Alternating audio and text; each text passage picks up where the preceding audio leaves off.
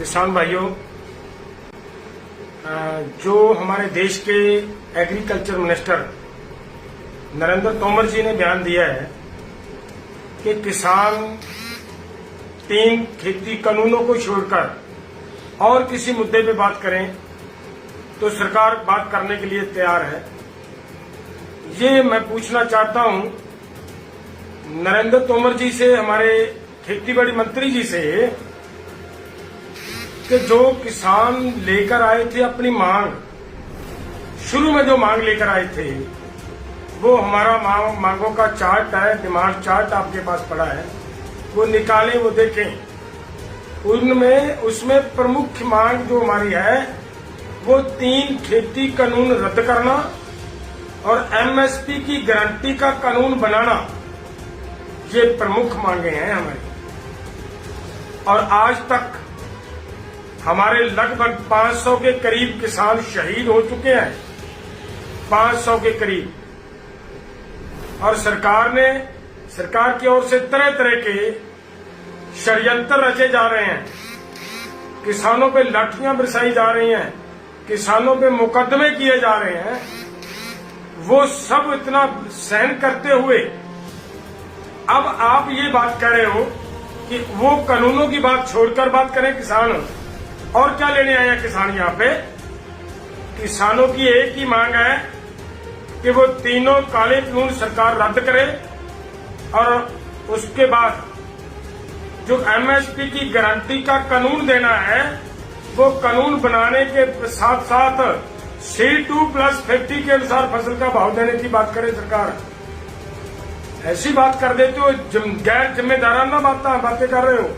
आप इतने ऊंचे पद पे बैठे हो, आपको शर्म आनी चाहिए थी ऐसी बात करते हो किसानों के साथ। जो किसान 6.5 महीने से यहाँ पे आपकी सड़कों पे बैठे हैं और आप अभी भी ये बातें कर रहे हो। और आपकी इस बात में बिल्कुल आज क्लियर हो गया, साफ कर दिया आपने ये बात कहकर कि आप देश के खेतीबाड़ी मंत्री नहीं हो। केवल कारपोरेट लोगों के लिए आपने ये पद संभाल रखा है।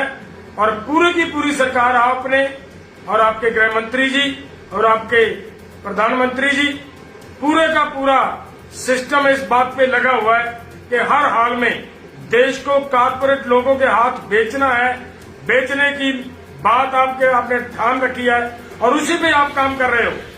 लेकिन ये बात आपको याद करा देंगे, हम दिला देंगे हम फिर से, कि किसान ऐसे घर वापस नहीं जाएंगे।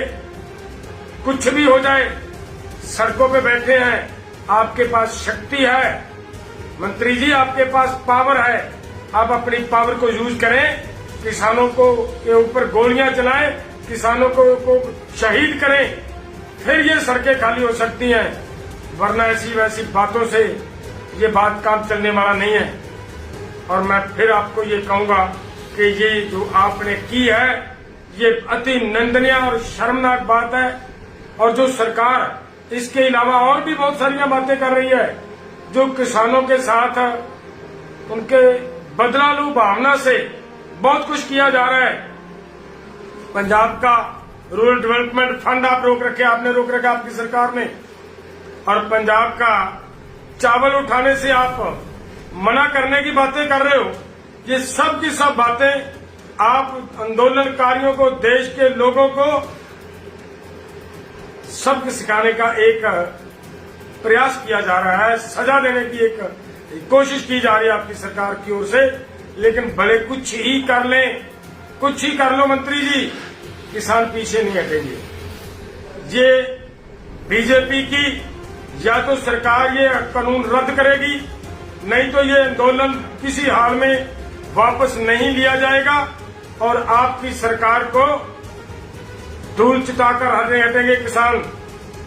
या तो फिर कानून रद्द होंगे, नहीं फिर आपकी सरकार जाएगी।